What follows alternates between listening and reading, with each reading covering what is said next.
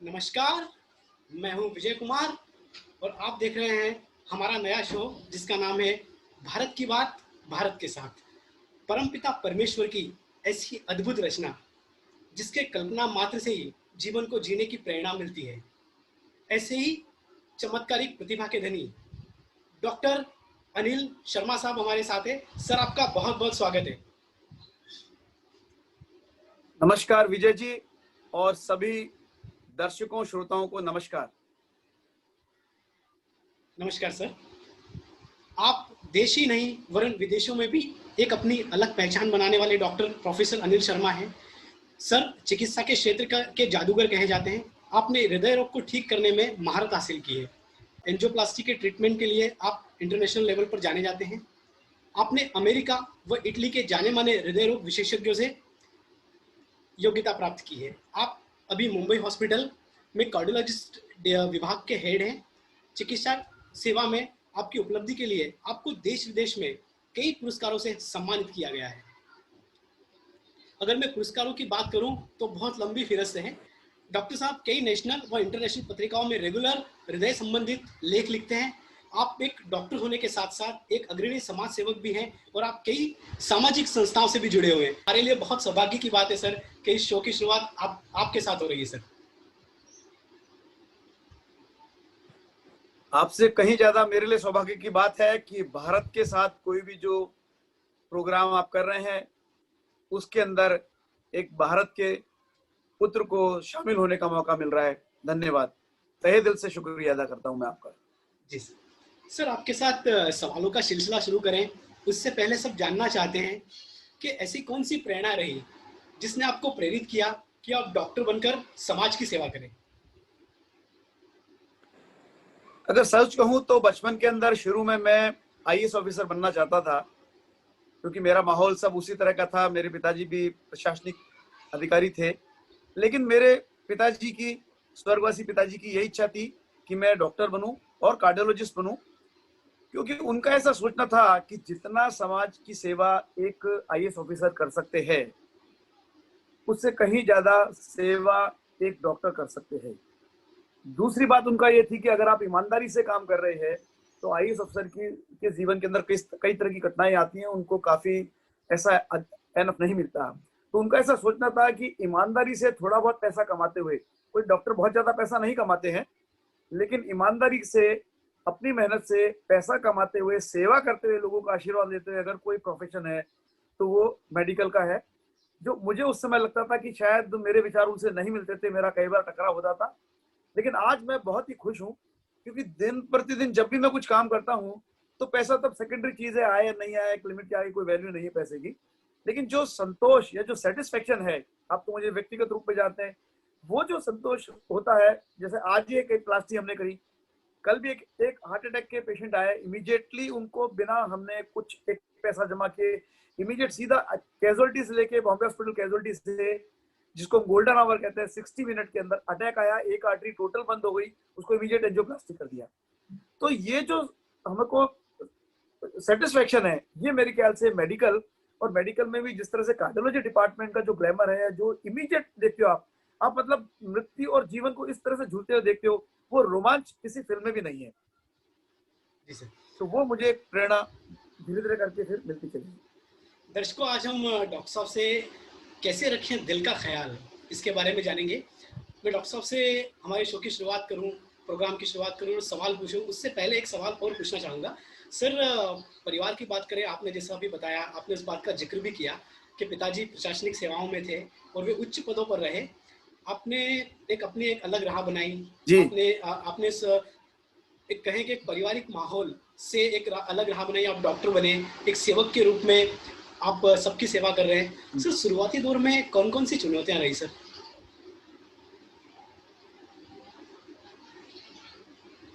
Medical के अंदर चुनौती का यह है कि एक तो हर फील्ड में, किसी भी फील्ड में, पहले तो बता दूं कि अगर आपको सक्सेसफुल होना है तो आपको जुझारूपन और मेहनत से काम करना पड़ेगा, ईमानदारी से। लेकिन मेडिकल का और दूसरे प्रोफेशन से, जैसे हम समझे इंजीनियरिंग से, मैं एमबीए से करें, तो मेडिकल की पढ़ाई थोड़ी ज्यादा लंबी होती है। तो वो जो 25 से 35 साल की जो उम्र का पीरियड होता है, जिसको हम जो जो प्राइम ऑफ यूथ कहते हैं, जिस समय बाकी लोग सब सेटल हो जाते हैं, मकान बंगला गाड़ी हो जाती है, वो बेचारे डॉक्टर्स जो उस समय पढ़ रहे होते हैं, एक रूम में दो दो तीन तीन जने रहते हैं, शादी हो जाती है, बच्चे पढ़ रहे होते हैं। मैं एक वाक्य सुनाना चाहूंगा। मेरी बेटी से स्कूल के अंदर टीचर ने पूछा कि आपके पिताजी क्या करते हैं, तो बेटी बहुत छोटी थी, फर्स्ट क्लास में पढ़ती थी, तो उसने बोला टीचर मेरे पापा तो पढ़ाई करते हैं। तो मेरे टीचर बहुत शौक में आ गए कि पढ़ाई करते हैं, इसका मतलब शायद कोई ग्रामीण संस्कृति से वो बहुत ही वो होंगे जो अभी तक पढ़ रहे, इतनी बेटी हो गई। तो उन्होंने बोला अपने पिताजी को लेके आना। तो जब मैं मिला उनको तो बताया, तो फिर वो खैर उन्होंने मेरे को बहुत आदर सत्कार से बैठाया, बोला आप तो इतना एंजियोप्लास्टी का महारत वाला काम कर रहे हैं, तो बोले ये पढ़ाई काहे की, ये तो बहुत मुश्किल काम है। तो मेरा मतलब है कि जो प्राइम यूथ होती है, जो 25 से 35 की, उस समय अधिकतर डॉक्टर जो सुपर स्पेशलिस्ट बनते हैं, उनका काम ये ट्रेनिंग के अंदर निकल जाता है, वो एक चुनौती रहती है। और उस समय क्योंकि परिवार की वैवाहिक जीवन की, बच्चों की शुरू होनी, तो वो एक सामंजस्य करना बहुत मुश्किल काम होता है। लेकिन मैंने बताया कि अगर आप में अंदर से इच्छा शक्ति है तो आप निकाल लेते हैं। और यहाँ पे मैं अपनी पत्नी डॉक्टर नेहा का भी धन्यवाद देना चाहूंगा कि उन्होंने हर हर कदम पे मेरा साथ दिया, क्योंकि वो अगर सपोर्ट नहीं करती तो वो एक कई बार कुछ डॉक्टर्स को मुश्किल आती है कि उनकी फरमाइशें शुरू हो जाती है। तो वो उनकी कोई फरमाइश नहीं थी, ये थी कि जो आपको करना आप अच्छा करो, पढ़ाई करो और पढ़ाई करो और पढ़ाई करो और पढ़ाई करो, जो आपको महारत हासिल करनी है वो आप हासिल करो, मुझे रुपए पैसा नहीं चाहिए। तो वो मैं एक लकी था, इस कारण मैं ये सब कर पाया है। जी सर। सर 25,000 से ज़्यादा एंजियोप्लास्टी एंजियोग्राफी सर छोटी सी उम्र में बहुत बड़ा कीर्तिमान स्थापित किया है। आज हम चाहेंगे कि आप हमारे दर्शकों को इसके बारे में थोड़ा विस्तार से बताएं सर। देखिए, मैं नंबर पे बहुत ज्यादा ध्यान नहीं देता हूँ, क्योंकि मेरे हिसाब से हर एक पेशेंट जो है एक किसी परिवार का हिस्सा है। तो मेरा ऐसा है कि जो भी पेशेंट आते हैं, चाहे वो एंजियोप्लास्टी के हो, हार्ट अटैक के हो, ठीक है, लाइफ सेविंग है, चाहे उनको तंबाकू छोड़ाना हो, शराब छोड़ाना हो, मोटापा कम करना हो, blood pressure, cholesterol, diabetes control करना हो, मेरे लिए वो एक पेशेंट अपने आप में पूरा यूनिवर्स है। क्योंकि वो, मुझे ऐसा लगता है कि अगर इनको कुछ हो गया तो इनके पीछे इनकी पत्नी या पति है, माँ बाप हैं, बच्चे हैं, तो एक पूरा परिवार है। तो मैं एक व्यक्ति को सलाह नहीं दे रहा होता हूँ, उनका इलाज नहीं कर रहा होता हूँ, उनके हार्ट के अटैक के या कॉम्प्लिकेशंस को प्रिवेंट, रोकथाम नहीं कर रहा होता हूँ। मैं एक समाज से, एक परिवार से जुड़ना महसूस करता हूँ। तो ये बहुत इंपॉर्टेंट चीज है कि आप अपने जॉब को पसंद करें, और उसके अंदर जब तक आप में वो लगन नहीं आएगी, वो मजा नहीं आएगा। अगर आप डे वन से देखने लग जाए कि मेरी प्रैक्टिस चले है, मुझे प्लास्टिक करनी है, मुझे 25,000 प्लास्टिक करनी है, 50,000 करनी है, तो फिर वो क्या होता है कि आप गलत रास्ते पे चलते चले जाते हैं। फिर हर व्यक्ति को आप देख नहीं पाते, ईमानदारी से जज नहीं कर पाते कि सबकी एंजियोप्लास्टी करो या सबको योग कराओ या सबकी सर्जरी करो, ऐसा नहीं। हर पेशेंट को बस ये होना चाहिए कि ये एक पेशेंट जो है बूंद बूंद से घड़ा भरता है, तो वो जो बूंद है या जो वो एक पेशेंट है, उसके लिए मैं क्या बेस्ट कर सकता हूँ, मेरी कैपेसिटी, मेरी नॉलेज के हिसाब से, वो मैं करने की कोशिश करता हूँ। आई गिव माई बेस्ट जी सर। और try to give my best. जी सर, आपने सच कहा कि हमें आंकड़ों की तरफ नहीं जाना चाहिए, हमें नंबरों की तरफ नहीं जाना चाहिए, हमें बस अपना काम पूरी ईमानदारी और पूरे लगन के साथ करना चाहिए। सर, एक बहुत महत्वपूर्ण सवाल मैं आपसे आज यहाँ लेना चाहूँगा, जिसके लिए आप जाने भी जाते हैं। आप हमेशा इस बात को बढ़ावा देते हैं कि किसी को हृदय के रोग ना हो, किसी को अगर सर्जरी ना करानी पड़े, उसके लिए भी उसे आप हमेशा एक जन जागृति का काम करते हैं, एक जन चेतना का काम भी आपने किया है, और इसके लिए मैंने जिक्र भी किया कि आप कई सामाजिक संस्थाओं से जुड़े हुए हैं। सर, हृदय की बीमारी और उसके लक्षण क्या क्या हैं, और अगर हृदय की बीमारी की रोकथाम कैसे की जा सकती है सर? सबसे पहले तो आपको समझना पड़ेगा कि हृदय है क्या। सबसे पहले अपने काम के विषय में जो हमने बताया, उस बारे में मैं फिर से कहना चाहूंगा, रहा पकड़ तू एक, चला चल पा जाएगा मधुशाला। कोई भी एक रास्ता पकड़ लीजिए, चाहे कवि बनना हो, चाहे इंजीनियर हो, डॉक्टर हो, उस पर पूरी मेहनत करें। अब हार्ट का काम क्या है, धक धक करने लगा, तो ये हार्ट का काम है धक धक करना। लेकिन वो धक धक नहीं है जो फिल्मों के अंदर जो धक धक दिखाई जाती है, या कहते हैं कि मेरा आज दिल नहीं लग रहा है, या मेरा दिल आप पे आ गया है, या माइथोलॉजिकली ये जो दिल जिसकी हम बात कर रहे हैं, वो हार्ट एक मांसपेशी है जो एक लगातार पंप की तरह काम करता रहता है, जिसका काम है पूरे बॉडी को ब्लड सप्लाई करना। औसत तौर पे डालें, वैसे तो हार्ट रेट जो धड़कन है, वो जिसको पल्स रेट या हार्ट रेट बोलते हैं, वो 60 से 100 के बीच में होती है। बट अगर हम औसत माने कि 70 बार 72 बार हार्ट 1 मिनट में धड़कता है, और हर बार में हार्ट 70 ml करीब ब्लड आगे पंप करता है, यानी 5 लीटर ब्लड पंप करता है हार्ट, और पूरे बॉडी में लगभग 5 लीटर ब्लड होता है। तो 1 मिनट के अंदर पूरा ब्लड अपना सर्कुलेट हो जाता है। तो हार्ट का काम क्या है? पूरे बॉडी को ब्लड सप्लाई करना। उस ब्लड के अंदर न्यूट्रिएंट्स हैं, यानी carbohydrate, protein, fat, minerals, vitamin, oxygen. तो उसका काम है ऑक्सीजन और न्यूट्रिएंट सप्लाई करना। और इस हार्ट को खुद को सप्लाई चाहिए होती है, उसको जो सप्लाई करती है आर्टरी, उनको बोलते हैं कोरोनरी आर्टरीज। 3 आर्टरीज होती हैं। राइट साइड के अंदर एक होती है जिसको बोलते हैं आरसीए, लेफ्ट में 2 होती है, एक एलईडी और एक होती है सर्कमफ्लेक्स। तो ये 3 आर्टरी जो होती हैं, ये हार्ट को ब्लड सप्लाई करती है। अब हार्ट की बीमारियां कई तरह से होती हैं, मैं कुछ प्रमुख उनके तरह बताना चाहूंगा। कुछ बीमारियां जैसे जो जन्मजात होती है, यानी बच्चे जब पैदा हुए तब उनके दिल में खराबी थी। तो हृदय क्या है? जैसे हमारा घर है, एक ड्राइंग रूम है, डाइनिंग हॉल है, हमारे पास किचन है, डब्ल्यूसी है, इस तरह हार्ट के 4 चैम्बर प्रमुख होते हैं, 2 राइट में, 2 लेफ्ट में। तो इनके अंदर वाल्व्स, यानी जो दरवाजे होते हैं जो खून के वन वे ट्रैफिक, जैसे पुलिस हवलदार करता है या ट्रैफिक सिग्नल आप देखते हैं कि एक ही तरफ वन वे ट्रैफिक जाएगा, ऐसे वाल्व्स होते हैं जो वन वे ट्रैफिक ब्लड के करते हैं। राइट साइड के हार्ट के अंदर क्या होता है? पूरे बॉडी का गंदा खून आता है और वो राइट साइड का हार्ट के अंदर राइट एट्रियम में आता है, वो उसको राइट वेंट्रिकल को देता है। वेंट्रिकल यानी pumping chamber. Right ventricle pump कहाँ करता है? लंग्स के अंदर। लंग्स में क्या होता है? प्योरिफिकेशन होता है, यानी जो बॉडी की कार्बन डाइऑक्साइड है वो निकाल दी जाती है और जो हम सांस लेते हैं ऑक्सीजन वो अंदर डाल जाती है। फिर वो ऑक्सीजनेटेड ब्लड लेफ्ट एट्रियम यानी रिसीविंग चैम्बर में आता है। लेफ्ट एट्रियम का काम है पूरे लंग से प्योरिफाइड ब्लड लेके वेंट्रिकल को देना। वेंट्रिकल जो होता है, लेफ्ट वेंट्रिकल, जिसे हम आमतौर पर भाषा में बोलते हैं कि हार्ट, 4 चैम्बर है बट सबसे प्रमुख है लेफ्ट वेंट्रिकल, जो पूरे बॉडी में ब्लड सप्लाई करता है। अब कंजेनाइटल हार्ट डिजीज यानी बचपन के अंदर वाल खराब हो गए, वाल में लीकेज हो गया, वाल सिकुड़ गया, या राइट और लेफ्ट के बीच की जो दीवार है उसमें होल हो गया, इस तरह के कई अनगिनत बीमारियां होती हैं जो जन्मजात या कंजेनाइटल हार्ट डिजीज। दूसरी दवाइयां एक्वायर्ड यानी जो पैदा होने के बाद होती है। उसमें कैसी? एक मसल की डिजीज है, जैसे hypertrophic cardiomyopathy, dilated cardiomyopathy, infection हो गया, मायोकार्डाइटिस हो गया, जैसे आजकल आप कोविड में देख रहे हैं हार्ट की मसल गल जाती है, उस तरह की बीमारियां होती है कार्डियोमायोपैथी। कुछ होती है पल्स की इरेगुलरिटी यानी अरिथमियास, यानी हार्ट बीट जो करंट की प्रॉब्लम है। और चौथी बीमारी जो मेन है वो है अपनी कोरोनरी आर्टरी डिजीज, यानी जो हार्ट को ब्लड सप्लाई कर रही है आर्टरी, इनकी दीवारों के अंदर चर्बी की जमावट, यानी जो हम मीठा तला हुआ खाते हैं वो चर्बी जमा होने से हार्ट को ब्लड सप्लाई नहीं मिल रहा है। और भी कुछ बीमारियां होती है इंडिया में कॉमन है, जैसे रूमेटिक हार्ट डिजीज।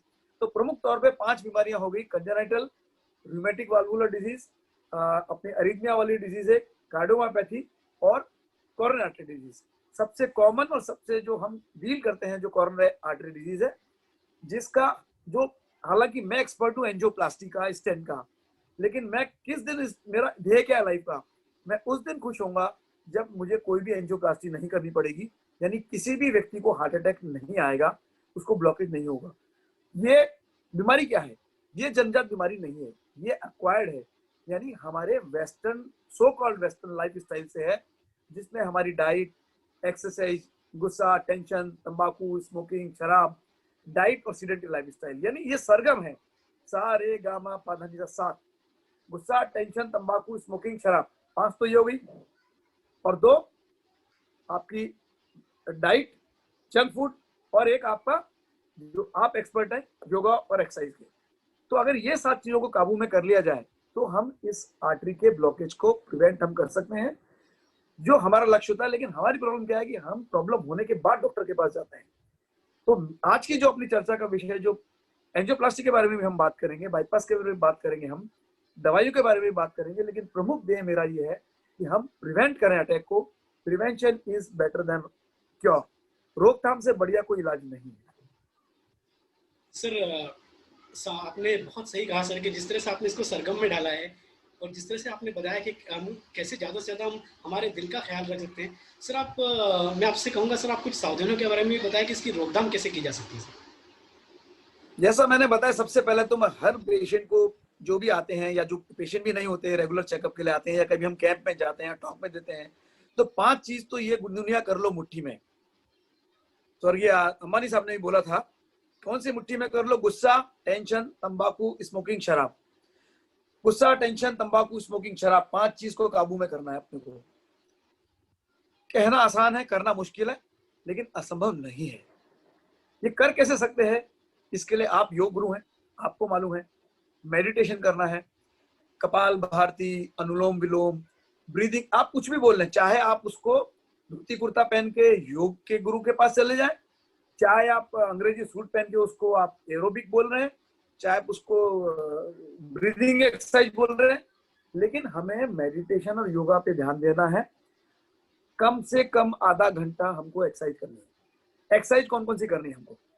एक्सरसाइज कई तरह की होती है। एक स्ट्रेचिंग है, ये मैंने स्ट्रेचिंग एक्सरसाइज की, वेरी गुड फॉर हार्ट। एक डंबल शंबल उठाना, 6 पैक 8 पैक बनाना, ये भी कर सकते हैं, लेकिन बहुत हैवी नहीं करनी चाहिए, क्योंकि जिन लोगों का बिजनेस या प्रोफेशन है जो 6 पैक 8 पैक देके काम करते हैं, उनके लिए ठीक है। अदरवाइज एक लिमिट के आगे ये मसल्स डोले शोले बनाना ज्यादा हार्ट के लिए ठीक नहीं है। सबसे बढ़िया हार्ट के लिए एरोबिक एक्सरसाइज, जिसमें मूवमेंट हो। जैसे मैं क्या करता हूँ, बोला आजकल कोरोना है तो क्या करना है, बैठे बैठे कुर्सी पे बैठ के स्विमिंग कीजिए ना, मना थोड़ी ना किया है। ये किसने बोला? सरकार ने बोला स्विमिंग बंद रहेंगे, बट मेरा स्विमिंग पूल तो चालू है। ये देखिए मैं स्विमिंग कर रहा हूँ, मैं रस्सी भी कूद रहा हूँ बिना रस्सी के। तो जिसमें मूवमेंट हो, इसके लिए कहते हैं हरकत में बरकत है। जल की और नर नीर की गति होती है एक समान, पानी की और इंसान की गति एक जैसी है। जब तक चलते रहेंगे तो ताजा रहेंगे, रुक गए तो सड़ जाएंगे, और सड़ जाएंगे तो मच्छर हो जाएंगे। और एक मच्छर क्या कर सकता है, ये तो हमारे हीरो ने बताया है। तो एक्सरसाइज और योगा, मेडिटेशन। अब मैं बात करूंगा डाइट की।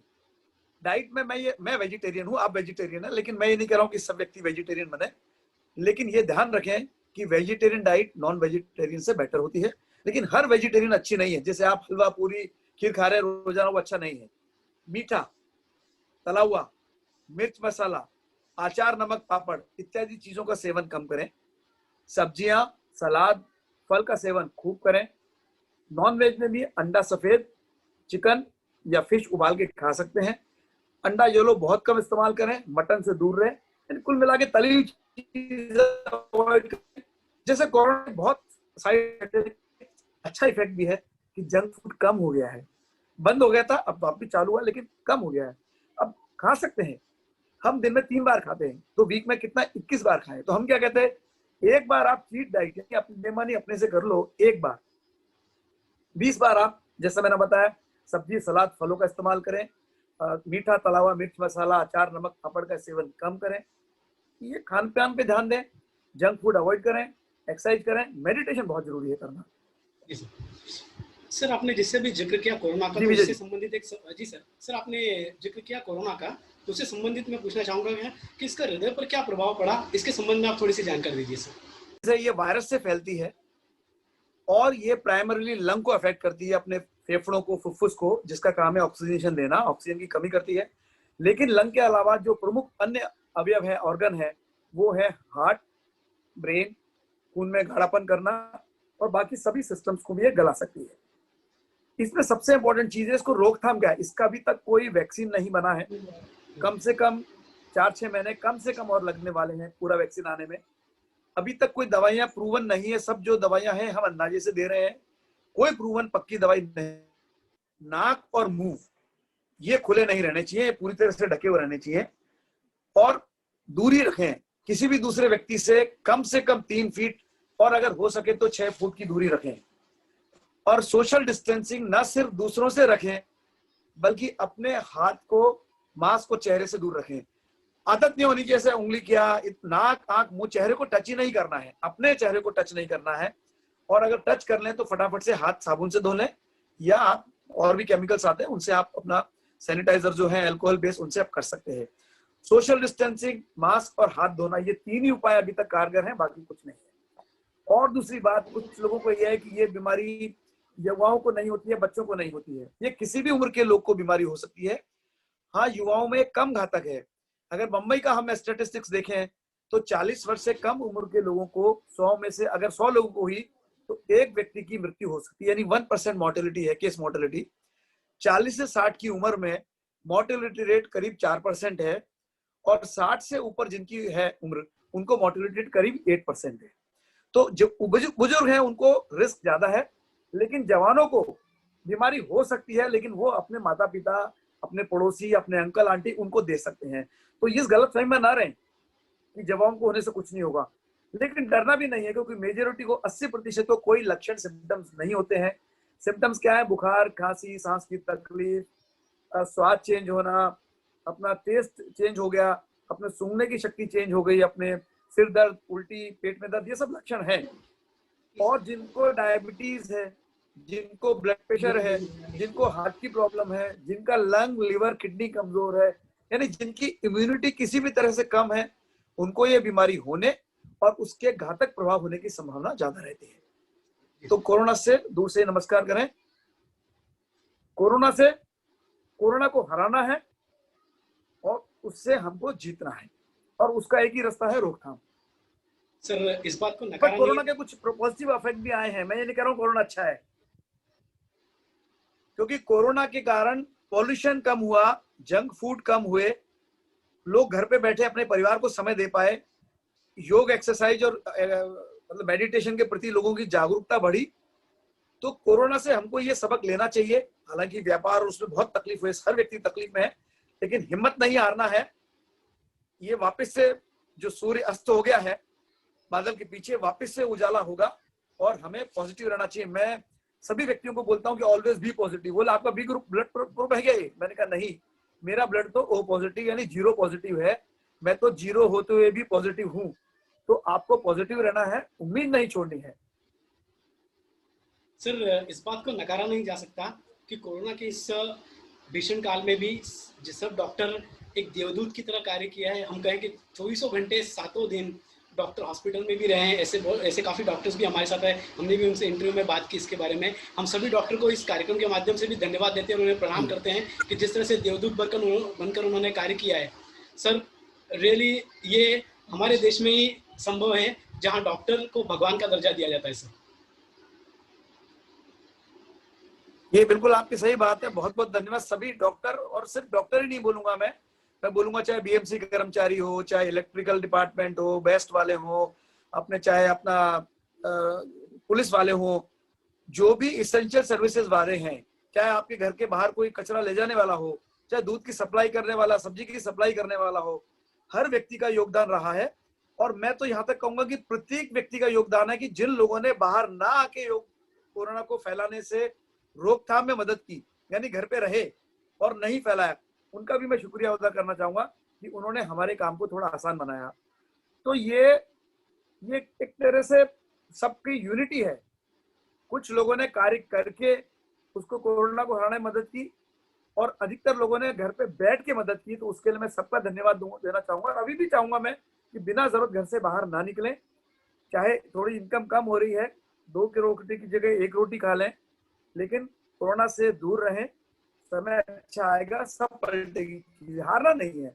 कुछ लोग डिप्रेशन, अवसाद, एंग्जाइटी इसके शिकार हो रहे हैं, उनसे भी मैं रिक्वेस्ट करूंगा कि ये अंत नहीं है, ये भगवान हमारी परीक्षा ले रहे हैं और हमें इस परीक्षा में उत्तीर्ण होना है, हिम्मत से काम लेना है और फिर देखा जाएगा, भगवान सब ठीक करेंगे।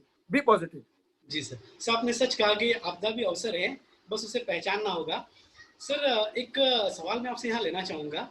सर आजकल मैराथन में पार्टिसिपेट करना एक स्टेटस सिंबल बन गया है और कुछ अक्सर देखा गया है कि कुछ लोग बिना तैयारी किए सीधे मैराथन में दौड़ने के लिए चले जाते हैं। सर इसका भी हार्ट पर कोई प्रभाव पड़ता है क्या सर?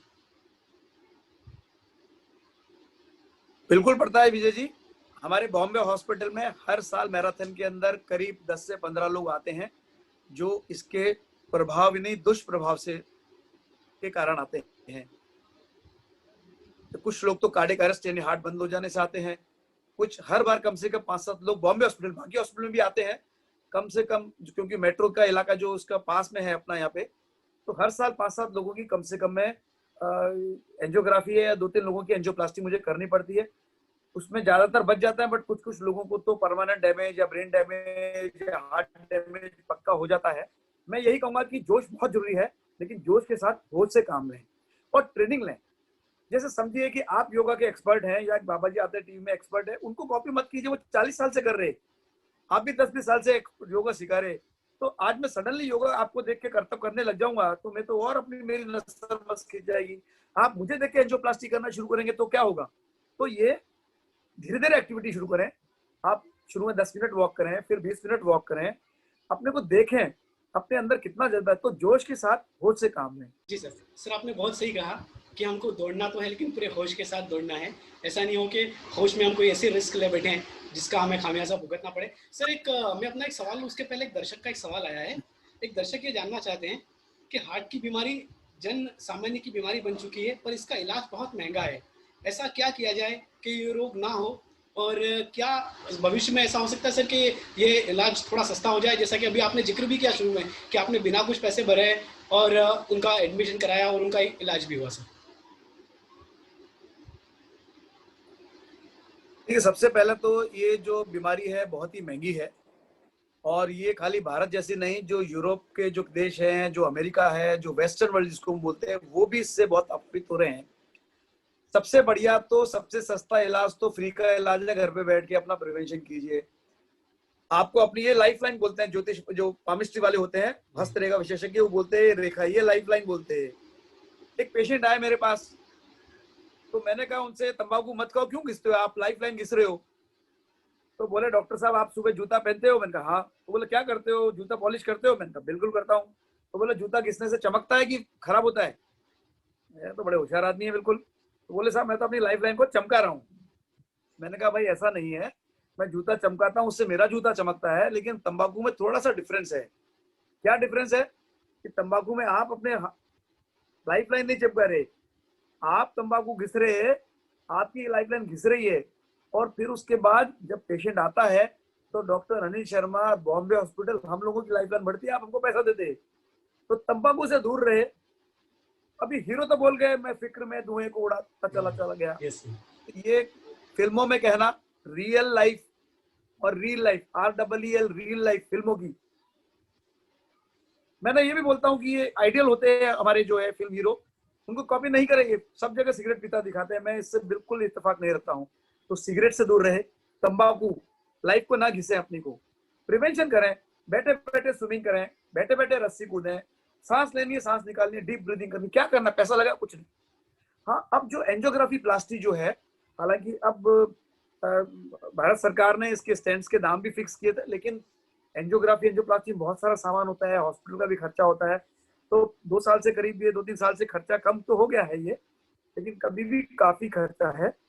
बट इसमें बहुत सारी सरकार की स्कीम है, जैसे राजीव गांधी स्कीम है, या जो जिनके पास येलो राशन कार्ड या जो ऑरेंज राशन कार्ड है, उनके पास ये स्कीम है कि जो हॉस्पिटल का खर्चा है उसकी जगह कम होते हैं। जैसे आज अगर हम देखेंगे कोरोना काल में, तो 80% लोगों को, जीरो नहीं किया, लेकिन 80% लोग जो आज हम बॉम्बे हॉस्पिटल में देख रहे हैं, उनको गवर्नमेंट की दर से इलाज कर रहे हैं, यानी मिनिमाइज कॉस्ट टू कॉस्ट। खाली 20% के अंदर बॉम्बे हॉस्पिटल या डॉक्टर अनिल शर्मा पैसा कमा रहे हैं, 80% काम चैरिटी कर रहे हैं।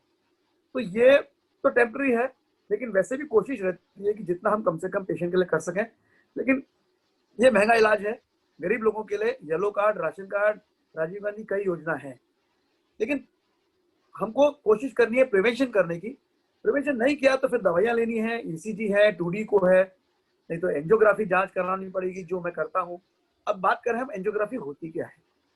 कोरोनरी एंजियोग्राफी, कोरोनरी यानी हार्ट, एंजियो यानी आर्टरी, ग्राफी यानी जांच, हृदय की आर्टरी की जांच, धमनी की जांच। यानी हम क्या करते हैं, या तो कलाई की नस यहाँ पे एक ट्यूब डालते हैं, जैसे ड्रिप लगाते हैं, ऐसे ड्रिप लगाते हैं। 2 मिलीमीटर का एक लंबा तार या ट्यूब होती है, वो ऐसे हार्ट में डालते हैं हम, और ये हार्ट में से होते हुए ये हमारे हार्ट तक जाता है। एक एंड से हम दवाई इंजेक्ट करते हैं और यहाँ पे वीडियो बना लेते हैं। कोई काटा पीटी बेहोशी कुछ भी नहीं होती है, पेशेंट होश में रहते हैं, पेशेंट को लेटाते हैं, खाली उनका वीडियो बनाते हैं। ये तो जांच होगी। अब जांच के बाद पता लगता है कि ब्लॉकेज है कि नहीं। जैसे मैंने बताया आपको, आज एक पेशेंट का अभी हमने कॉम्प्लेक्स किया, दूसरे पेशेंट की टोटल आर्टरी बंद थी, अटैक आया था उनको, तंबाकू खाते थे, बीड़ी पीते थे वो, तो उनका इमीडिएटली हमने एंजियोप्लास्टी किया। अगर वो ब्लॉकेज आ जाता है तो फिर हम करते हैं कोरोनरी एंजियोप्लास्टी। अगेन कोरोनरी यानी हार्ट, एंजियो यानी धमनी, प्लास्ट यानी रिपेयर, यानी इलाज यानी रिपेयर। और उसमें फिर रिंग या छल्ला डाल देते हैं, जो स्टेनलेस स्टील का या निटिनॉल का या और भी मेटल का आता है। तो उसमें हम तार ले जाते हैं उस आर्टरी के अंदर, और तार ले जाके वहां बैलून फुला के उसको ब्लॉक को उसको चूरम चूर कर देते हैं। फिर उसके बाद वहां पे छल्ला डाल देते हैं। ये हो गई कोरोनरी एंजियोग्राफी प्लास्टी। यानी रोड में अगर पत्थर आ गए हैं तो पत्थर को बुलडोजर से निकाल के और वहां पे नई सड़क बना दी, ये तो हो गई एंजियोप्लास्टी। और अगर बहुत सारे ब्लॉकेजेस हैं मल्टीपल, तो फ्लाईओवर बना देते हैं और वो फ्लाईओवर का काम सर्जन करते हैं, जिसको हम बोलते हैं coronary artery bypass grafting surgery, CABG। तो अगर 2 या 3 तक ब्लॉकेज हैं तो हम रिपेयर करके एंजियोप्लास्टी करके स्टेंट डाल देते हैं, और अगर ज्यादा ब्लॉकेज है, पूरी आर्टरी हो गई, तो हम उसमें फ्लाईओवर बनाते हैं। लेकिन मैं बार बार यही निवेदन करूंगा और मैं यही कहूंगा कि ये ब्लॉकेज हो गए तो एंजियोप्लास्टी के सिवा कोई चारा नहीं है। कभी कभी, हालांकि आजकल इतने बढ़िया स्टेंट आ गए कि 90% लोगों के अंदर एंजियोप्लास्टी से काम चल जाता है, बट 10-15% लोगों में हमको अभी भी बाईपास की जरूरत पड़ती है। लेकिन मेरा ध्यान जो है वो प्रिवेंशन की तरफ है। मैं ऐसा बोलना चाहूंगा कि कुछ ही प्रोफेशन ऐसे होते हैं जिसमें अपना प्रोफेशन यानी बिजनेस या धंधा कम करते हैं। उनमें से एक प्रोफेशन है डॉक्टर का, कार्डियोलॉजिस्ट का, अनिल शर्मा का। मैं वो रास्ता बताना चाह रहा हूँ। मेरा पेट क्या कह रहा है कि और पेशेंट आए, एंजियोग्राफी हो, एंजियोप्लास्टी हो, मैं बहुत कमाऊं ना, बट मेरा दिमाग, मेरी नैतिकता क्या कहती है कि हम एज ए डॉक्टर, हमारी नैतिकता ही कहती है कि क्यों किसी का घर बिगड़े, क्यों किसी का खर्चा हो, क्यों किसी को रिस्क हो, क्यों किसी का पति पत्नी या बेटा बेटी या माँ बाप जाए रिस्क हो। तो प्रिवेंशन पे ध्यान दें। मैं बार बार यही कह रहा हूँ, इंटरवेंशन मेरा एक्सपर्टाइजेशन है, लेकिन मैं आपको रास्ते बता रहा हूँ प्रिवेंशन के। मैं वो रास्ते बता रहा हूँ जिससे आपको बॉम्बे हॉस्पिटल नहीं आना पड़े, वो रास्ते बता रहा हूँ जिससे आपको डॉक्टर अनिल शर्मा के पास आना नहीं पड़े। मजबूरी है तो आइए, लेकिन अगर आप मेरी बातों को ध्यान से सुनेंगे और जो मैंने बताया वो बात करेंगे, तो ये कोशिश होगी। और ये इसमें मैं कहूंगा कि महिलाओं की जो इंपॉर्टेंस है वो ज्यादा है, क्योंकि एक कहावत भी थी अपने मराठी में कि मुलगी शिकली प्रगति झाली। क्योंकि जब आप किसी मेल को सिखाते हो, आदमी को, पुरुष को सिखाते हो, तो एक व्यक्ति सीखता है, लेकिन अगर महिला सीखती है तो पूरा परिवार सीखता है। तो महिला सशक्तिकरण, महिलाओं की एजुकेशन, यत्र नार्यस्ते पूजन्ते तत्र रमन्ति देवता, यानी जहाँ पे औरत की इज्जत है, उसकी पूजा है, वहां पे देवता रहते हैं। इसलिए मैं महिलाओं की शिक्षा और महिलाओं को जोर दूंगा कि वो ध्यान दें।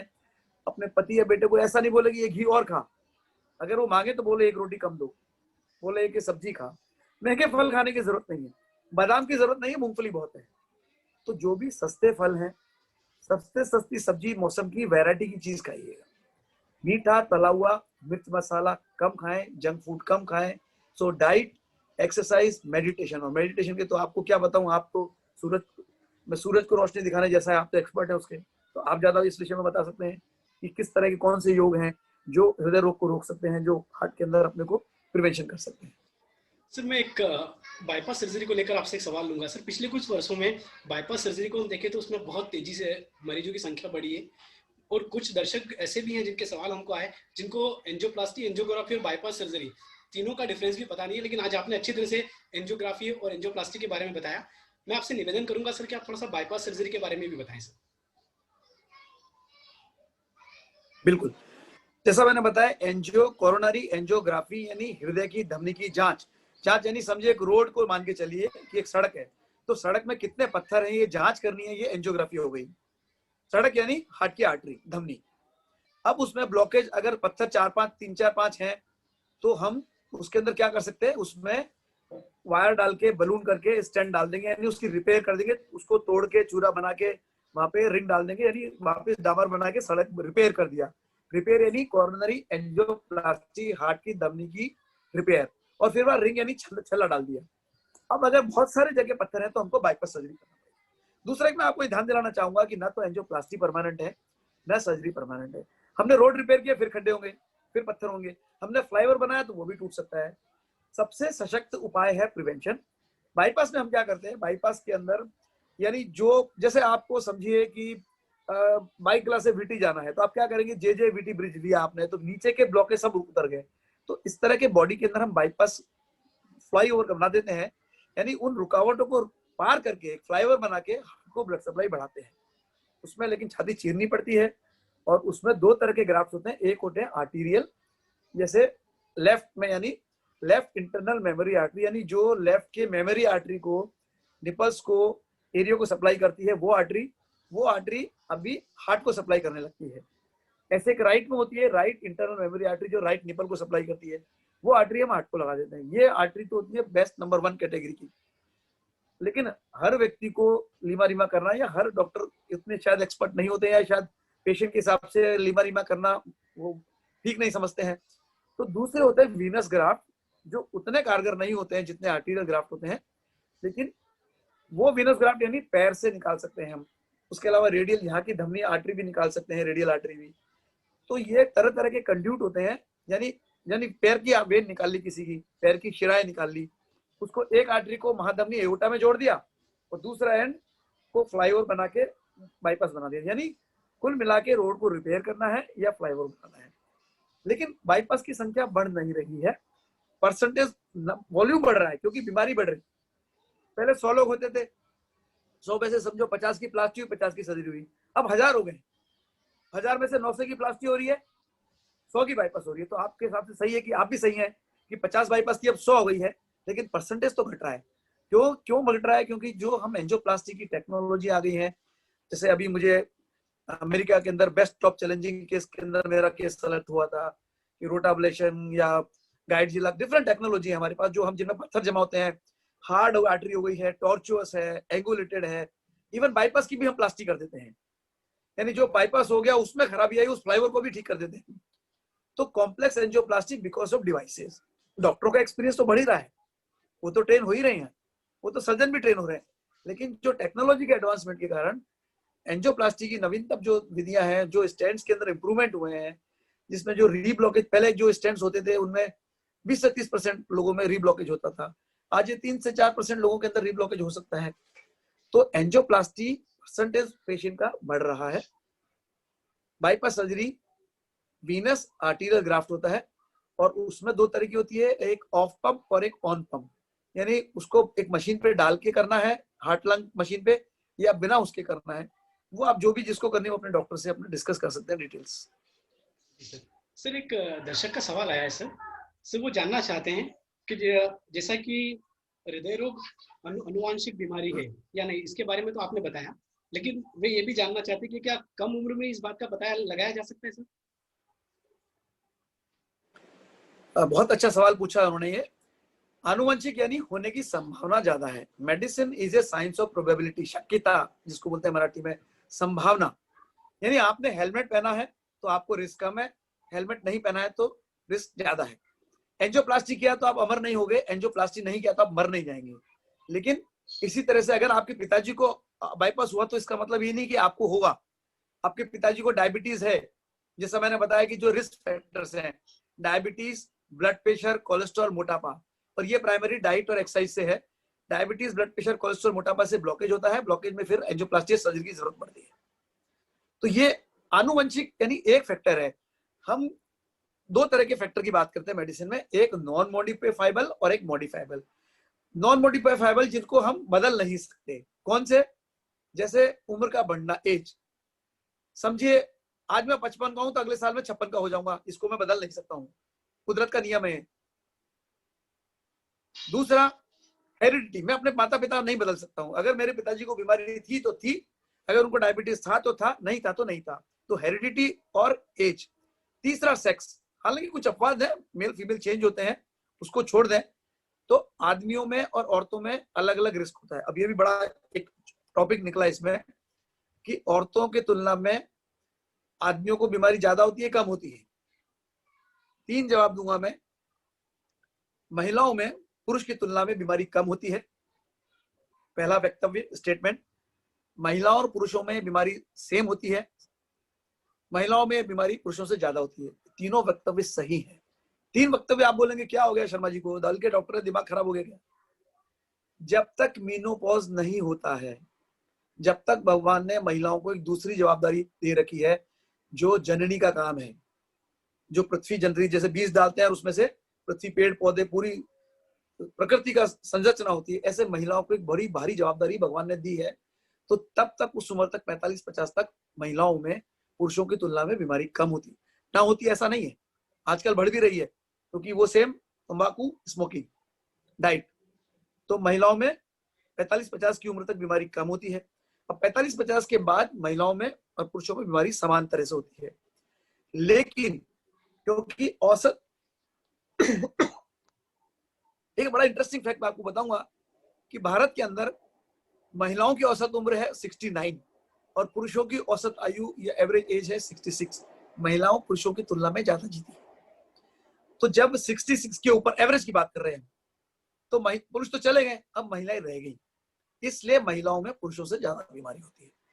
तो ये आपको समझना पड़ेगा कि 50 की उम्र तक महिलाओं में बीमारी कम होती है, 50 के बाद जैसे उम्र बढ़ती जाती है महिलाओं में बीमारी बराबर होती है, और 65-70 की उम्र के बाद वो क्योंकि अधिक आयु की होती है, अधिक और कोमोर्बिडिटी होती है उनको, तो वो पुरुषों से ज्यादा उनको बीमारी होती है। तो ये तो हो गए 3 modifiable factor, sex, age and heredity. बाकी मॉडिफाइल फैक्टर क्या है जो हम बात कर चुके हैं? डाइट, गुस्सा, टेंशन, तंबाकू, स्मोकिंग, शराब। एक बड़ा इंटरेस्टिंग टॉपिक है शराब का। कुछ लोग बोलते हैं कि शराब पीनी चाहिए, डॉक्टर ने बोला, बिल्कुल गलत बोलता है। कहीं भी किसी भी मेडिकल लिटरेचर में शराब को रिकमेंड नहीं किया गया है। एक होती है परमिसिबल। सरकार ने ये नहीं बोला है कि डॉक्टर अनिल शर्मा घर से बाहर निकले, सरकार ने ये बोला है कि डॉक्टर या जो भी एसेंशियल सर्विस वाले लोग हैं वो बाहर आ सकते हैं, बाकी लोगों को अलाउड नहीं है बाहर आना, परमिशन दी है।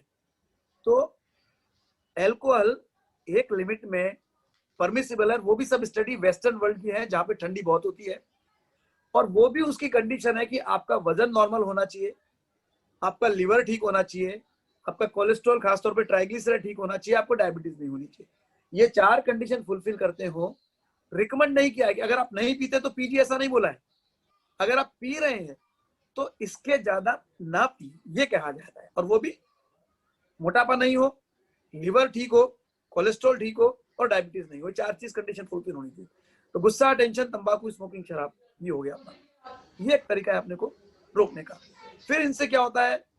एक्सरसाइज नहीं करते हैं, सीडेंटरी लाइफस्टाइल, तो फिर क्या होता है? डायबिटीज, ब्लड प्रेशर, कोलेस्ट्रॉल और मोटापा, ये 4 मेजर रिस्क फैक्टर्स होते हैं।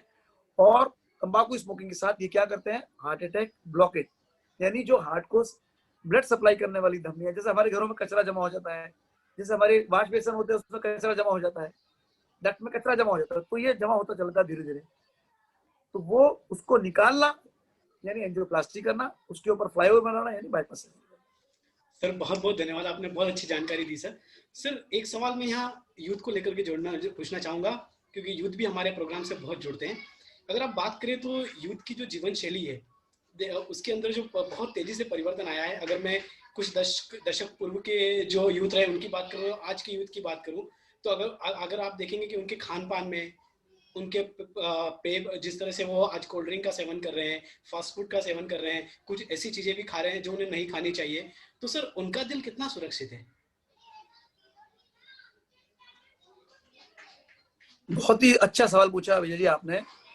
आज की तारीख में, पहले जो बीमारी जो मुझे याद है जब हम एमडी में पढ़ता था मैं, तो हमें बताया जाता था कि हार्ट की बीमारी यानी बुजुर्गों की बीमारी, कि बाल सफेद हो गए तो देखो, नहीं तो उसको उस समय ये पेट की दर्द की एसिडिटी की दवाइयां हुआ करती थी, वो हम उनको जेलुसिल डाइजीन आया करती थी, वो देख के भेजते थे। लेकिन आज हमारे पास कोई भी एडल्ट, हमारे पास स्टूडेंट्स आते हैं, 18-20 साल के लड़के आते हैं जिनको अटैक आता है, जिनकी हम एंजियोप्लास्टी करनी पड़ती है, बड़ा ताज्जुब होता है। उसका जो प्रमुख कारण है, जैसा मैंने पहले भी बताया, कि ये अंधाधुनीकरण, यानी हमारा बेसिक वही मूल मंत्र है कि हमारे पूर्वज जो थे वो, अभी क्या हो गया है, मैं आपको एग्जांपल देके समझाता हूँ। पहले क्या होता था कि हम अगर संडास के लिए या मोशन के लिए जाते थे तो कहाँ जाते थे? मैं ये नहीं कह रहा हूँ कि खुले में शौच जाइए आप, लेकिन पहले घर के बाहर कोने में हुआ करता था, फिर वो घर के अंदर आया, फिर वो बेडरूम के अंदर आया, फिर वो सिटिंग पोजीशन हो गया, फिर वो बटन दबाओ तो पानी आ गया। यानी हम सीडेंटरी आलसी होते जा रहे हैं। पहले आदमी मेहनत करता है, साइकिल पे चलता है, पैसा कमाता है, स्कूटर आता है, कार आती है, फिर कार से मरीन ड्राइव पे कार रख के फिर एक्सरसाइज करता है। भाई क्या मतलब हुआ ये? तो आप शारीरिक श्रम क्यों नहीं करते हैं? आप बड़ी इंपॉर्टेंट जो आपने बात की है, बहुत ही अच्छा, उसमें से मैं आपको स्टैटिस्टिक्स बताऊंगा। भारत के ग्रामीण क्षेत्र में, आप हमको बोलते हैं हम शहरी हैं, हम डेवलप्ड हैं ना, ग्रामीण क्षेत्रों में, रूरल एरिया के अंदर हार्ट की बीमारी होने की संभावना कितनी है? 4%। वही शहर में, तो बंबई होने का मतलब ये नहीं कि आप हर क्षेत्र में अच्छे हैं, वहीं बंबई के अंदर ये होने की संभावना 14%, यानी 3.5 गुना। क्यों? Mental tension, travelling, commuting, train भाग दौड़ करते रहते हैं, बड़ा पाव खा लिया, बाजार से खा रहे हैं, खाना पीना खान हमारा ठीक नहीं है, एक्सरसाइज हम बराबर से नहीं करते हैं, मानसिक रूप से तनाव में है, तो मैं इसको करना चाहूंगा कि अगर वो जिम में भी जाए कोई खराबी नहीं है, जिम में आप जिम में जाए, व्यायामशाला में जाए, आप डोले शोले बनाए, उसमें भी मुझे कोई आपत्ति नहीं है उनसे, लेकिन वो प्राइमरी टारगेट नहीं होना चाहिए। 6 पैक 8 पैक अच्छे हैं, लेकिन एक लिमिट के आगे बहुत खराब है। लेकिन उससे कहीं ज्यादा फायदेमंद है बैठे बैठे स्विमिंग करना, बैठे बैठे रस्सी कूदना, यानी आइसोटोनिक। आइसोमेट्रिक यानी एक्शन अगेंस्ट द रेजिस्टेंस की जो वेट लिफ्टिंग है, आइसोमेट्रिक अच्छी नहीं है। फिर stretching is very good and the best is isotonic या एरोबिक एक्सरसाइज, यानी आप डांस कर रहे हैं, एक्सरसाइज कर रहे हैं, खुश रहने की कोशिश कीजिए। टीवी में भी प्रोग्राम देखिए, कॉमेडी के प्रोग्राम देखिए। हमारी पारिवारिक जो स्ट्रक्चर है वो चेंज होता जा रहा है, एकल परिवार होता जा रहा है। आप बताइए, आप कितने रिश्तेदारों से, कितने दोस्तों से बात करते हैं? मैं दोस्तों की पार्टी, वो हुक्का पार्टी की बात नहीं कर रहा हूँ मैं। परिवार में रहिए, चाचा चाची से बात कीजिए, मौसा मौसी से बात कीजिए, परिवार में लोगों से जुड़िए। हमारी जो भारतीय संस्कृति है उसके अकॉर्डिंग अगर आप जाएंगे तो आप, वो घी खा सकता है गाँव वाला, क्योंकि वो श्रम कर रहा है। हम क्या कर रहे हैं, सेचुरेटेड फैट खा रहे हैं, वो खराब है, घी खराब है। लेकिन गाय के घी के तुलना में जो कंपनी का बना घी आता है वो कई कई गुना ज्यादा खतरनाक है। तो जो खा रहे हैं उसको पचाइए, एक्सरसाइज करना बहुत जरूरी है, जैसा आप खाते हैं वैसा बनते हैं। तो मैं इसको समराइज करना चाहूंगा कि इसको तो आप रखें ठंडा, दिमाग को शांत, पेट यानी इसको रखें आप नरम। नरम नहीं रखेंगे तो ऐसे निकल जाएगा। अगर इसको ऐसे रखना है तो इसको नरम रखना है। और 11 नंबर की बस समझ गए होंगे, पैरों को गर्म रखना है, इसको ठंडा रखना है, और ये पेट नरम रखना है और पैर को गर्म रखना है। यानी एक्सरसाइज करें, जहां तक हो सके वॉकिंग करें, जहां जरूरत नहीं हो। अभी 1 किलोमीटर जाना है आपको घर से, मान लीजिए मैं लालबाग में रहता हूँ, मुझे यहाँ से कहीं 1 किलोमीटर जाना, तो भी मैं अपनी गाड़ी लेके जाऊंगा, कार लेके, पैदल चले जाओ भाई, क्या शर्म है इसके अंदर। पेट्रोल बच रहा है, पोल्यूशन बच रहा है। पोल्यूशन से जो कोरोना का एक पॉजिटिव फायदा है, तेल की खपत बच रही है, देश की तरक्की हो रही है, देश का तेल का खर्चा, पैसा जो बाहर जा रहा है वो बच रहा है, पॉल्यूशन बच रहा है, हमारी फिटनेस बढ़ रही है, हमारी फिजिकल और मानसिक और आत्मिक हेल्थ का मतलब खाली एंजियोप्लास्टी नहीं होना नहीं है, हेल्थ इंक्लूड एवरीथिंग, शारीरिक, आर्थिक, मानसिक, आध्यात्मिक, सब तरह से भगवान आपको सभी को खुश रखे। हम सबसे ज्यादा आशीर्वाद क्या देते हैं, खुश रहिए, हैप्पीनेस में सब आ गया। अगर आपके कांटा चुआ है तो आप खुश होंगे, नहीं होंगे। अगर आपकी इनकम नहीं है तो आप खुश होंगे, नहीं होंगे। आपकी कैंसर है, आप खुश होंगे, नहीं होंगे। तो आपको संपूर्ण कुल मिला के कॉम्प्रिहेंसिव इन टोटलिटी आपको हैप्पी रहना पड़ेगा। और वो आप इकलौता व्यक्ति नहीं हो सकता, जैसे मैंने बताया शुरू में कि मेरे लिए एक नंबर नहीं, एक पेशेंट, एक परिवार है। जो सुख, आपकी जो खुशी परिवार के साथ है, परिवार और मित्रों के साथ अपनी साथ मिलजुल के रहिए और खुश रहिए। डॉक्टर साहब ने बहुत सही बात कही कि हमने जिंदगी के साथ जद्दोजहद की, पूरा मुकाबला किया, पूरी मेहनत की, साइकिल से स्कूटर पर आए, स्कूटर से कार में आए, कार के बाद वापस साइकिल पे आए, साइकिल के बाद वापस पैदल चलने लगे। हमें ऐसी जिंदगी को नहीं जीना है, हमें योग करना है, रनिंग करना है और वॉक करना है। इन चीज़ों का खास ध्यान रखना है। सर, जैसा कि आपने उनको बताया कि उनको फिजिकल श्रम करना है, शारीरिक श्रम करना है, लेकिन उन्होंने लिखा है कि मेरा वेट 90 किलो है, मैं हार्ट की प्रॉब्लम से जूझ रहा हूँ, मैं कैसे शारीरिक श्रम करूं? ये मैंने जो भी गाइडेंस अभी दी है, अभी जो भी सलाह दी है, वो एक सामान्य व्यक्ति के लिए है। तो इसके सलाह को बिना उसके आप सिर्फ डॉक्टर शर्मा ने बोला कल से दौड़ लगाना शुरू करें, मैंने पहले बोला मत करिए, होश से काम लीजिए, जोश से काम लीजिए, सिर्फ जोश से काम मत लीजिए। अगर उनका हार्ट कमजोर है और अगर वो डाइट से कंट्रोल नहीं कर पा रहे हैं, योगा से भी कंट्रोल नहीं कर पा रहे हैं, तो उसके बाद उसके भी उपाय हैं। कुछ दवाइयां थी लेकिन वो दवाइयां सक्सेसफुल नहीं हो पाई हैं, और अब उसके आगे सर्जरी का एक उपाय होता है। सर्जरी में क्या करता है, कई तरह की सर्जरियां हैं, बट आज की तारीख में जो सबसे ज्यादा इसको बेरेटिक सर्जरी बोलते हैं, वो एक उपाय कर सकते हैं। वो उनका जो आपका आमाशय है, जो स्टमक है, उसको काट के वो छोटा कर देते हैं, और वो जो है बिना किसी काटापीटी ऑपरेशन के सिर्फ 2 या 3 होल करके कर सकते हैं हम आजकल। लेकिन वो आपको अपने डॉक्टर की सलाह लेनी पड़ेगी। जो भी आपके नजदीकी डॉक्टर, उनके पास जाइए, वो अगर जरूरत होगी तो वो उनकी मुझसे आप बात भी करा सकते हैं। मेरा नंबर चाहे तो आप नोट कर सकते हैं, 9820071077। अपने डॉक्टर की मेरे से बात करा दीजिए, मैं उनको सलाह दे पाऊंगा। क्योंकि व्यक्तिगत पे कितना हार्ट कमजोर है, कितना ब्लड प्रेशर है, इस तरह से मेरी सलाह को आंख मूंद के मत फॉलो कीजिए। मैं जो सलाह दे रहा हूँ वो आम व्यक्ति के लिए है, मरीजों के लिए। अपने डॉक्टर और अपने परिवार की सलाह लेके ही काम कीजिए। बहुत सही कहा सर आपने। और जिस तरह से डॉक्टर साहब ने आपको अपना नंबर दिया है, आप सर से कभी भी कांटेक्ट कर सकते हैं, कभी भी संपर्क कर सकते हैं। सर एक मुहिम में से जुड़े हुए हैं जिसका नाम है नो हार्ट अटैक, उससे आप जुड़ी है। किसी को भी हार्ट अटैक नहीं होना चाहिए, किसी को भी एंजियोप्लास्टी और एंजियोग्राफी ना करनी पड़े। आज एक डॉक्टर हमारे बिल्कुल शो में कह रहे हैं, हमारे सबके लिए बहुत बड़ी बात है। डॉक्टर का परामर्श लीजिए, डॉक्टर से सलाह लीजिए और फिर आगे बढ़िए। सर हम कार्यक्रम के अंतिम पड़ाव पर आ चुके हैं सर। सर आपने कार्यक्रम के दरमियान एक जिक्र किया था कि हम आज कुछ दवाइयों की भी बात करेंगे, तो उनके बारे में आप बताइए। उसके बाद मैं एक सवाल लूंगा। और दर्शकों में आपको बता दूं, डॉक्टर साहब देश के जाने माने प्रोफेसर भी हैं और वे दिल की बातों को इतनी अच्छी तरह से समझाते हैं कि सीधे दिल में पहुंच जाती है। हम उसके बारे में भी उनसे बात करेंगे, लेकिन पहले हम दवाई की बात करते हैं। दवाइयां किस तरह की दवाइयां पहले समझ लें हार्ट के अंदर, क्योंकि हार्ट के हमको समझना पड़ेगा हो क्या रहा है। जैसा मैंने बताया, कोरोनरी आर्टरी डिजीज, हृदय की धमनी की बीमारी, उसमें चर्बी जमा हो गई। तो क्या करना है हमको? चर्बी यानी कोलेस्ट्रॉल कंट्रोल करना है। ब्लड टेस्ट होगा, कोलेस्ट्रॉल कितना है। सबसे पहले हम लाइफ स्टाइल हर को बताते हैं कि डाइट और एक्सरसाइज करो, योगा करो, ब्रीदिंग एक्सरसाइज करो। अगर एक लिमिट से ज्यादा कोलेस्ट्रॉल है तो उसके लिए स्टेटिन प्रमुख होती हैं दवाइयां। और भी कुछ दवाइयां हैं, लेकिन स्टेटिन सबसे कॉमन दवाइयां हैं। एटोर्वास्टेटिन, रोजुवास्टेटिन। स्टेटिन यानी जो चर्बी, बॉडी के अंदर चर्बी को कम करती है। पहला, ये चर्बी जमा हो गई। अब उसके अंदर ब्लॉकेज के अंदर अगर क्लॉट जमा हो गया, जैसे हमारा हाथ में कट लग गया मान लीजिए, तो क्या होगा? कट लग के ब्लड आएगा और खून जमा हो जाएगा। तो ऐसे ये आर्टरी है, आर्टरी में ये कोलेस्ट्रॉल जमा है और यहाँ पे क्लॉट आ गया तो पूरी आर्टरी बंद हो गई। तो क्लॉट पिघलाने की दवाइयां हैं। अगर अटैक आया तो उसमें दो तरह के इलाज होते हैं प्रमुख।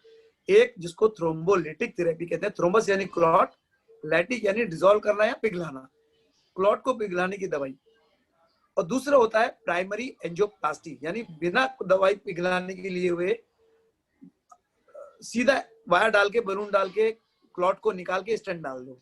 तो अगर आप 120 मिनट के अंदर, अगर आपकी एंजियोप्लास्टी, हम गोल्डन आवर बोलते हैं, यानी अगर गोल्डन आवर के अंदर आपका एंजियोप्लास्टी का प्रोसेस शुरू हो जाता है और 120 मिनट के अंदर आपकी एंजियोप्लास्टी कंप्लीट हो जाती है, तब तो एंजियोप्लास्टी फर्स्ट ऑप्शन है हार्ट अटैक के पेशेंट को। अटैक आया तो, एंजाइना की बात नहीं कर रहा हूँ, अटैक क्या एंजाइना का ये भी मैं बताता हूँ आपको। और अगर 2 घंटे में एंजियोप्लास्टी नहीं कर पा रहे हैं तो खून पतला करने की दवाई देते हैं, थ्रोम्बोलिटिक थेरेपी। उसके बाद हर पेशेंट को थ्रोम्बोलिटिक थेरेपी देने के बाद विद इन 24 आवर एंजियोग्राफी करना जरूरी होता है। ये तो हो गया अटैक। अटैक यानी ट्रैफिक जाम, मोटरसाइकिल स्कूटर आया, ट्रैफिक जाम हो गया। और दूसरा, रोड के अंदर दोनों तरफ कारों ने पार्किंग कर रखी है, स्कूटर मोटरसाइकिल पार्किंग कर रखी है, यानी जो इतनी आपकी रोड थी 100 फीट की, अब वो 40 फीट की रह गई है, 30 फीट की रह गई है। ये हो गया एंजाइना, कि जितना ब्लड 10 मिलना चाहिए था यूनिट, मिल रहा है 3 यूनिट, यानी कमी। इनकम बंद हो गई, ब्लड सप्लाई बंद हो गई, ट्रैफिक जाम हो गया, ये हार्ट अटैक। इनकम कम हो गई, ब्लड सप्लाई कम हो गई, रोड ट्रैफिक के लिए अवेलेबल कम है, ये एंजाइना। तो क्या हुई? एक दवाई खून चर्बी कम करने की, यानी जो जमा हो रहा है वो कम करने की। दूसरी खून को पतला करने की, यानी रोड तो सकड़ी हो गई, अब आपकी इतनी रोड थी, समझिए ये अपने रोड पतली रह गई, तो हर ट्रक को साइज छोटा कर दो, मारुति बना दिया, यानी खून पतला कर दिया। खून पतला करने की दवाई तो एस्पिरिन सबसे प्रमुख है, और भी बहुत सारी बीमारियां हैं, दवाइयां हैं जो खून पतला करने की है। तो कोलेस्ट्रॉल चर्बी कम करने की, खून पतला करने की। तीसरी दवाई होती है नाइट्रेट्स, जो जीभ के नीचे रखते हैं, सॉर्बिट्रेट या आइसोडिल। उनका काम है सिकुड़न को बढ़ाना, यानी टेम्परेली जो 100 फीट की रोड थी उसको थोड़ी देर के लिए 120 फीट की कर दिया, टेम्परेरी सिकुड़न रोक दिया। तीसरी दवाई। चौथी दवाई है बीटा ब्लॉकर्स, जो हार्ट की धड़कन को कम करते हैं। यानी समझिए हार्ट आपका 100 बार धड़क रहा है, तो उसका खर्चा कितना है? 100 यूनिट। अब अगर हम धड़कन उसी 100 को अगर हम 60 कर देंगे तो खर्चा कितना होगा? और हम क्या कर रहे हैं? इम्बेलेंस और डिमांड सप्लाई, एंजियोप्लास्टी करके सप्लाई बढ़ा रहे हैं और बीटा ब्लॉकर देके हार्ट रेट कम करके सप्लाई कम कर रहे हैं।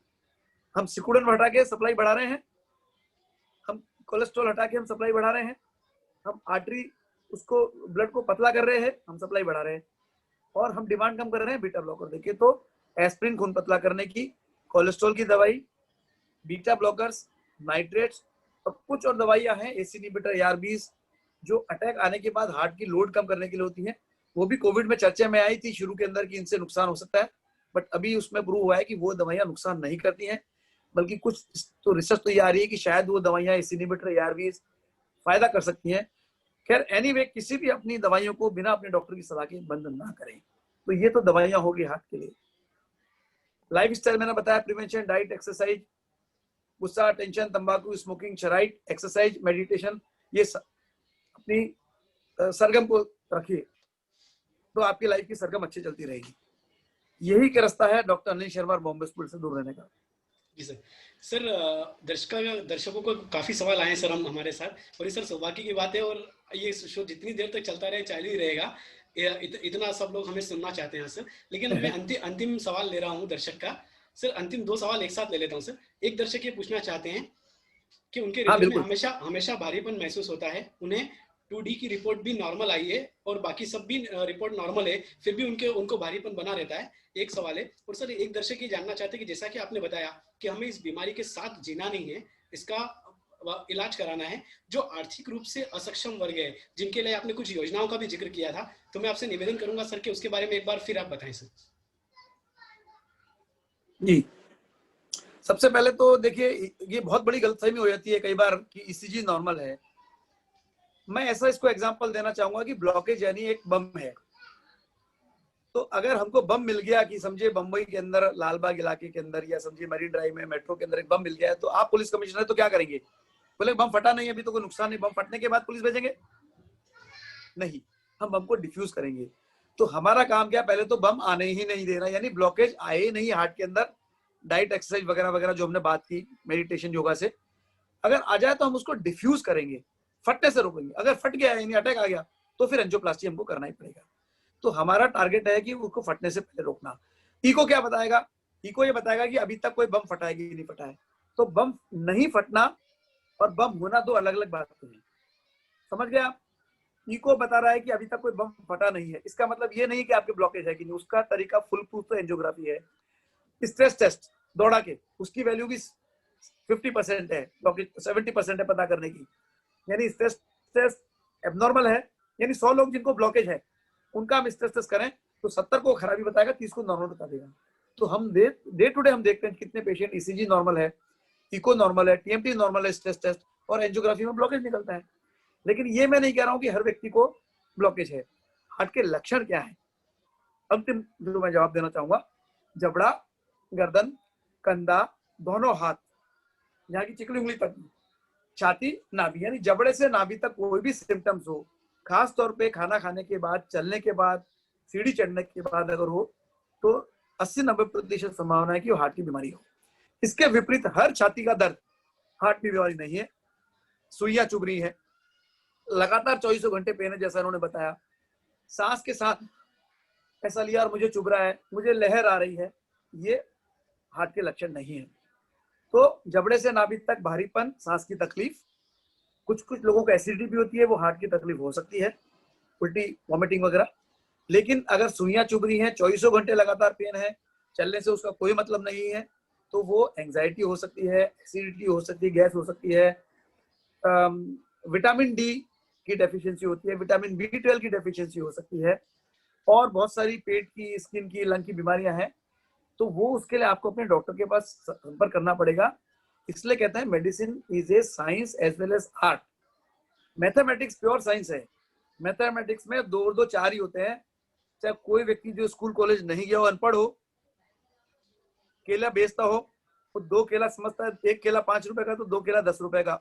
कोई कंप्यूटर से कैलकुलेशन करो या बिना पढ़ा लिखा आदमी कैलकुलेशन करे, 2 और 2 4 ही होते हैं।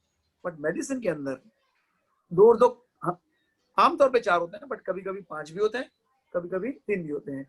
यानी अधिकतर टाइम पे जो जांच होती है जबड़े से नाभि तक, जैसे मैंने बताया, तकलीफ या एंजाइना होता है 90% में, बट 10% में वो हो सकता है हार्ट ना हो के कुछ और हो।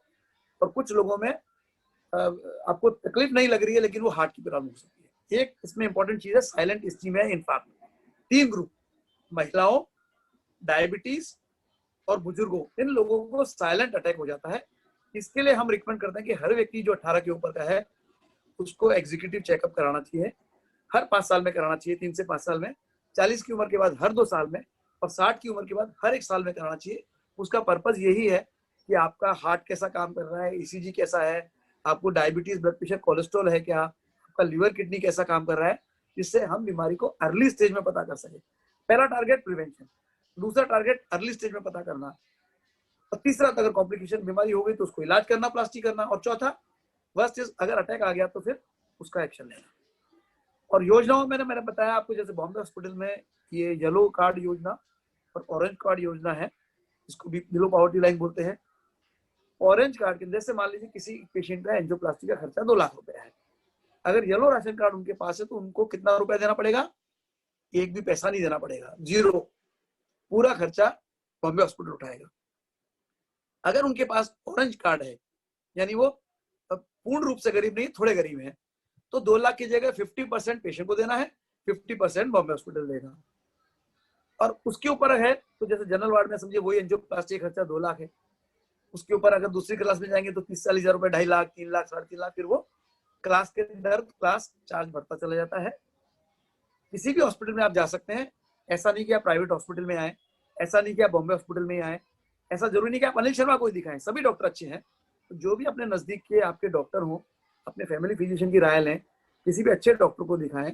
लेकिन कुछ जगह राजीव गांधी योजना भी चलती है, तो ये 3, एक तो येलो और ऑरेंज राशन कार्ड की स्कीम है जो बॉम्बे हॉस्पिटल में है, और एक राजीव गांधी योजना है जो कुछ और हॉस्पिटल्स के अंदर है। बाकी गवर्नमेंट हॉस्पिटलों में भी काफी जगह सब्सिडाइज खर्चा है, वहां पे आप संपर्क कर सकते हैं। सर, अब आज हम आपसे विदा लें, उसके पहले हम चाहेंगे कि आप हमारे सभी दर्शकों को अपना एक संदेश दें। और आप देश के जाने माने प्रोफेसर भी हैं, जो विद्यार्थी डॉक्टर बनकर देश की सेवा करना चाहते हैं, उनका मार्गदर्शन आप करते हैं। तो सर, आज मैं चाहूंगा कि आप उनका मार्गदर्शन भी करें और हमारे सभी दर्शकों को एक संदेश भी दें।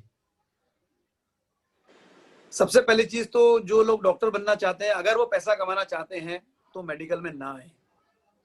मेडिकल एक पैसा कमाने का साधन नहीं है। ऐसा मैं नहीं कह रहा हूँ कि पैसा नहीं कमाते हैं, लेकिन अगर पैसा कमाना टारगेट तो और प्रोफेशन है जिसमें इतनी ही मेहनत से आप इससे 5 गुना, 10 गुना, 20 गुना पैसा कमा सकते हैं। अगर आप में ज्यादा सालों तक पढ़ने की क्षमता है, अगर आपको पेशेंट को जाने के बाद, उसको देखने के बाद, उसका इलाज होने से, मैं नहीं कह रहा हूँ कि हार्ट अटैक से आपको मजा आता है, लेकिन हार्ट अटैक पेशेंट को बचने में देखते हुए मजा आता है। या इवन अस्थमा का पेशेंट है, आपने इनहेलर दिया, या कोई भी बुखार है, उसको क्रोसिन भी एक दवाई दी और बुखार ठीक हो। अगर आपको दूसरे के आराम में, रिलीफ के अंदर खुद को रिलीफ मिलता है, दूसरे को खुश होते देख अगर आपको खुशी होती है, आप लंबे टाइम तक पढ़ सकते हैं। आप लेट रिटर्न के लिए, यदि लंबे टाइम का रिटर्न है कि बहुत टाइम तक पढ़ना, मेहनत करना पड़ेगा, देन मेडिकल से बढ़िया कोई प्रोफेशन नहीं है। ये मैं आपको क्लियर बताना चाहूंगा। I am very happy, very satisfied. पैसा का जहां तक सवाल है, एक लिमिट के आगे पैसा कोई बहुत ज्यादा आपके पास, आप समझो 1 लाख कमा रहे हो, 1 करोड़ कमा रहे हो, 100 करोड़ कोई फर्क नहीं पड़ता ज्यादा। खाते वही है, ज्यादा खाएंगे बल्कि डायबिटीज और कोलेस्ट्रॉल और बीमारियां, 50 बीमारियां आएंगी, फिर 50 तरह के वो आएंगे, रिस्क आएंगे। जितना एक अच्छी जीवन जीने के लिए चाहिए, उतना आप किसी भी प्रोफेशन में कमा लेते हैं, लेकिन मेडिकल में आने के लिए खास लंबे टाइम तक पढ़ना, और मरीज के पास ऐसा नहीं हो कि मरीज उल्टी कर रहा है। कई बार मुझे ध्यान, एक बार पेशेंट को एग्जामिन कर रहा था, छोटा बच्चा था, सुसु कर दिया उसने, तो वहां क्या कर दिया, ऐसा थोड़ी ना करेंगे हम। कितनी बार पेशेंट की उल्टी हो जाती है, कर देते हैं, हमारे पर उल्टी कर देते हैं, हो गई। तो वो वहां से उस सब चीजों के, अगर आपके शॉक एब्जॉर्बर स्ट्रांग है और उनको आराम, वो आपने इंजेक्शन दिया है या दवाई दी, उल्टी ठीक हो गई, और आपको एक विजेता किसी महसूस होती है कि ये अच्छा हुआ, मुझे अच्छा लगा और मेरा इसमें कंट्रीब्यूशन रहा इनके अच्छे होने में, उससे मुझे खुशी मिल रही है, देन मेडिकल से बढ़िया कोई प्रोफेशन नहीं है सर। दूसरा, सबको यही है, मैं वही बार बार बता रहा हूं, ये 5 चीज, गुस्सा, टेंशन, तंबाकू, स्मोकिंग, शराब, इनको कंट्रोल में रखें।